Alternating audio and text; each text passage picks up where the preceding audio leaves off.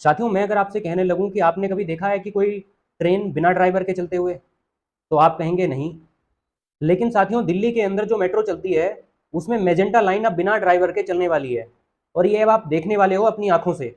और साथियों, ये सिर्फ मेजेंटा लाइन ही नहीं, बल्कि दिल्ली के अंदर जितनी भी मेट्रो चलती हैं, सबको धीरे धीरे करके ड्राइवर लेस करने की तैयारी है। मेट्रो के अंदर जो ड्राइवर के लिए कैबिन होता है, उस कैबिन को हटा दिया जाएगा और वहां पे पैसेंजर्स के लिए सीट लगा दी जाएंगी, क्योंकि जब ड्राइवर ही नहीं होगा तो कैबिन का क्या काम। अब सवाल आता है साथियों कि जब मेट्रो बिना ड्राइवर के चलेगी, जब ट्रेनें बिना ड्राइवर के चलेंगी, तो लोको पायलट का क्या होगा।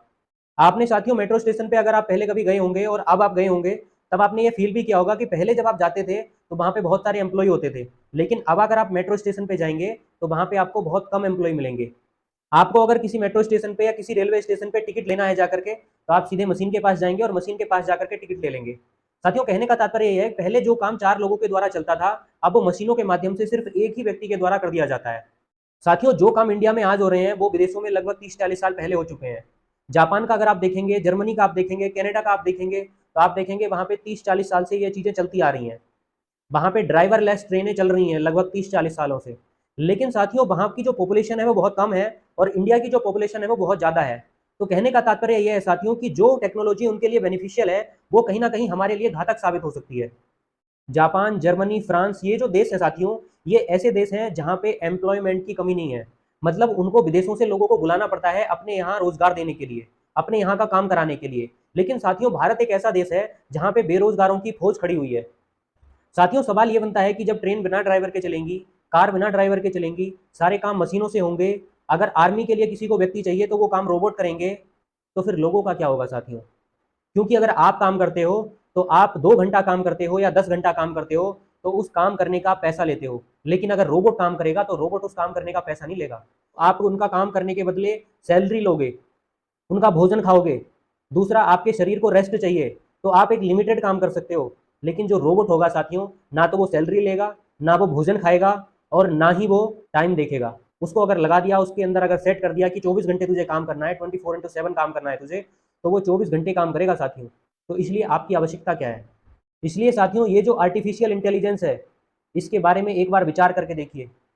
अभी आपने कुछ समय पहले घटना सुनी होगी, कंगना रनौत को एक सीआरपीएफ जवान के द्वारा थप्पड़ मार दिया गया।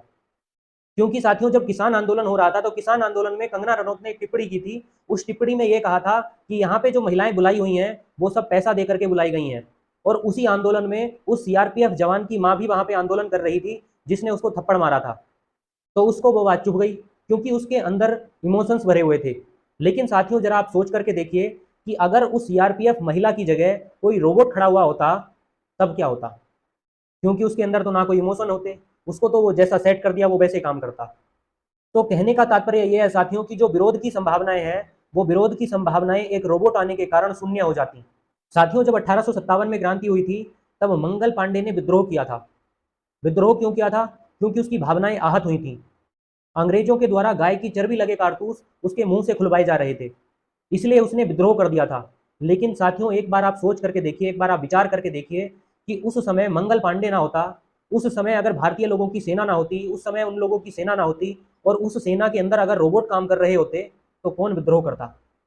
क्योंकि साथियों, जो एक सैनिक होता है, जो सिपाही होता है, वो किसान के घर से ही निकल के गया होता है, इसलिए कहीं ना कहीं वो किसान से जुड़ा होता है।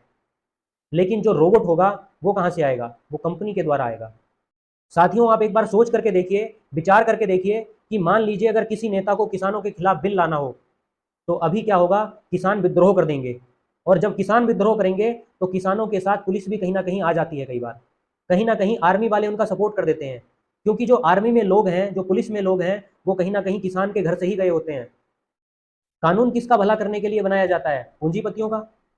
और रोबोट किसका होगा? कंपनियों के द्वारा बनाया हुआ। कंपनियां किसकी होती हैं? पूंजीपतियों की। तो साथियों, कहने का तात्पर्य यह है कि जो ईस्ट इंडिया कंपनी कार्य करती थी, और जो भविष्य में कार्य होने वाला है, जो भविष्य के लिए संभावनाएं बन रही हैं, उनके बारे में आप बहुत अच्छे से विचार कर सकते हैं कि आपका भविष्य कैसा होने वाला है। साथियों, ऐसा नहीं है कि हम लोग आर्टिफिशियल इंटेलिजेंस के विरोधी हैं। जहां पे आर्टिफिशियल इंटेलिजेंस की जरूरत है, वहां पे वो ठीक है।